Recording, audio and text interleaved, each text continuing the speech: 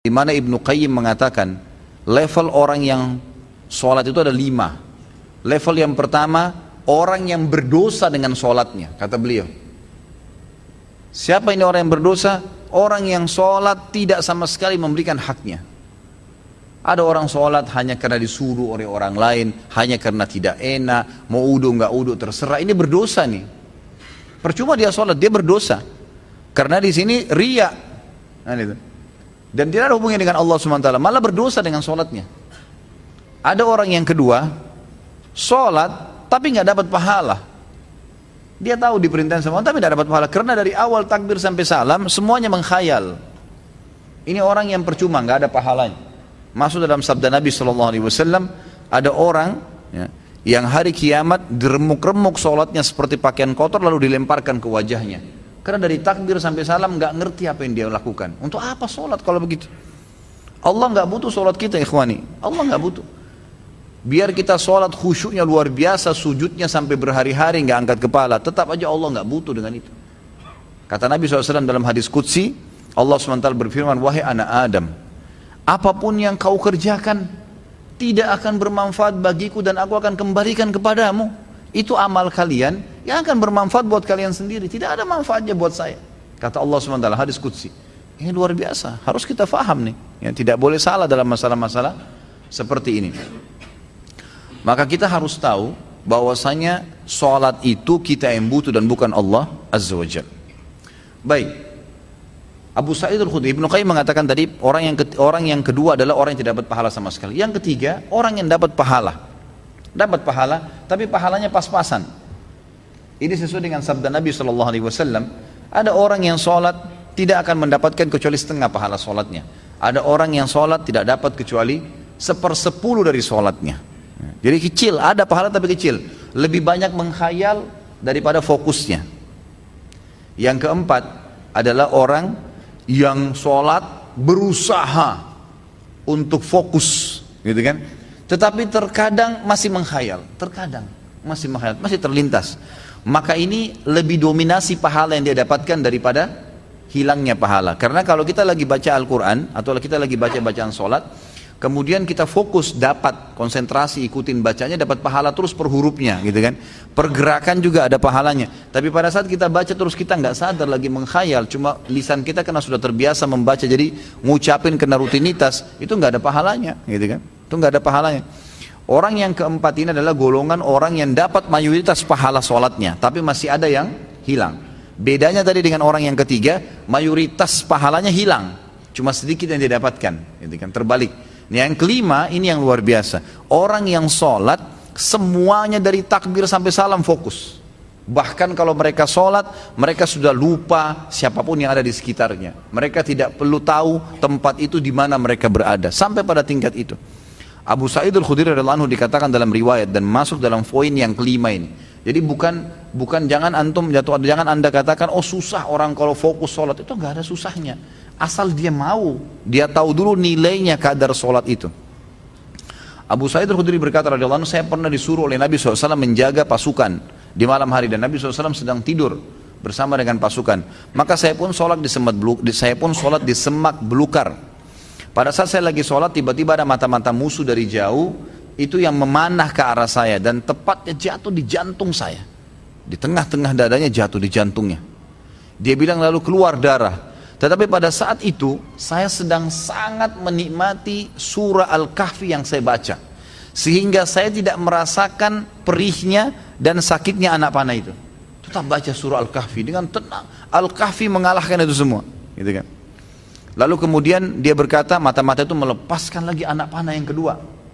Dilepaskan anak panah kedua, jatuh tepat di sebelahnya anak panah pertama, tergores, keluar darah lagi. Tetap saya masih belum merasakan sakitnya karena nikmatnya membaca surah Al-Kahfi.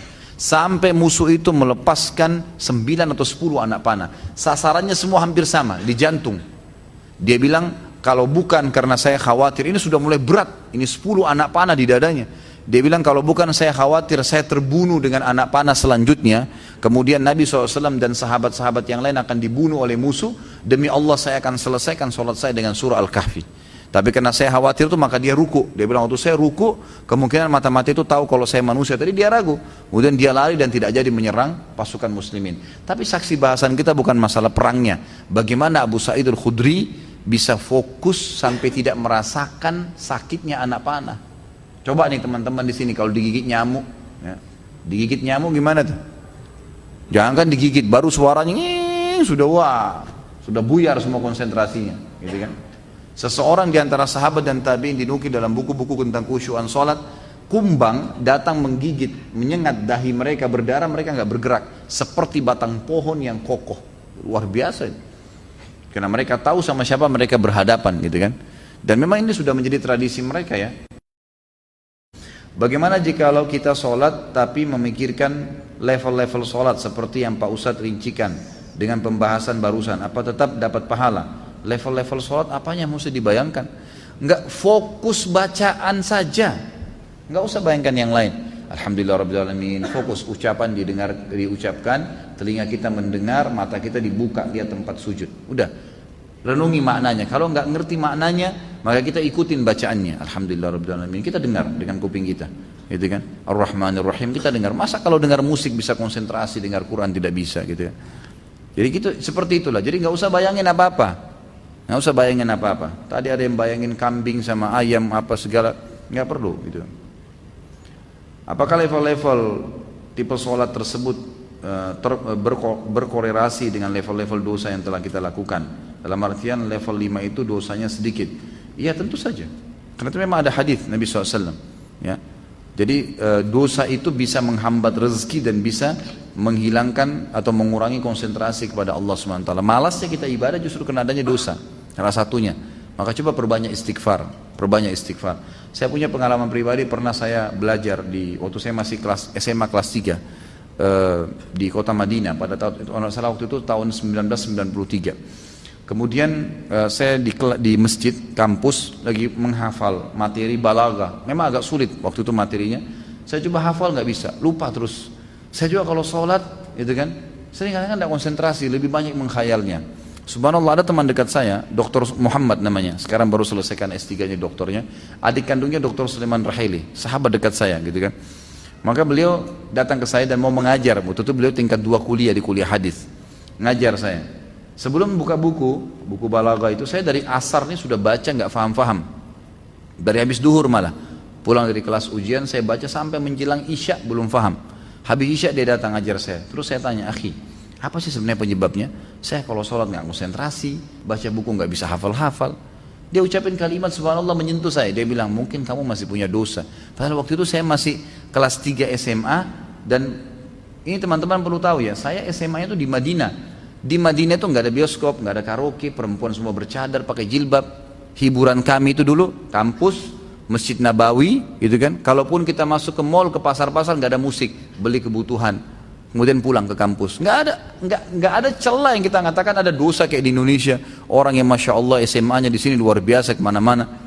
Tapi itu saja masih cukup membuat saya tidak bisa khusyuk gitu. Lalu dia bilang, coba akhi, ente istighfar kepada Allah SWT, kemudian coba sholat, gitu kan. Mungkin tujuan dia waktu itu mengajak untuk sholat taubat ya. Ada hadis Nabi SAW riwayat Abu Daud dengan sanad hasan. Tidak ada seorang hamba yang berbuat dosa, kemudian dia berwudu, lalu dia sholat 2 rakaat, lalu dia beristighfar, kecuali Allah ampuni dosanya. Maka saya astagfirullah wa atubu ilaih, saya berdiri, saya sholat. Waktu itu 2 rakaat menghadap kiblat, subhanallah. Begitu saya salam, ini pengalaman pribadi. Begitu saya salam, saya belajar dengan dia setengah jam, buku itu saya fahami. Setengah jam buku itu saya faham. Bahkan saya hafal hal-hal yang tidak saya hafal sebelumnya, yang sudah mungkin 6 jam saya belajar, gitu kan. Subhanallah. Saya jadikan patokan, ternyata memang dosa bisa jadi penghambat itu. Maka makin pekah, makin dekat dengan Allah SWT, maka makin berpengaruh kehusyuan tentunya.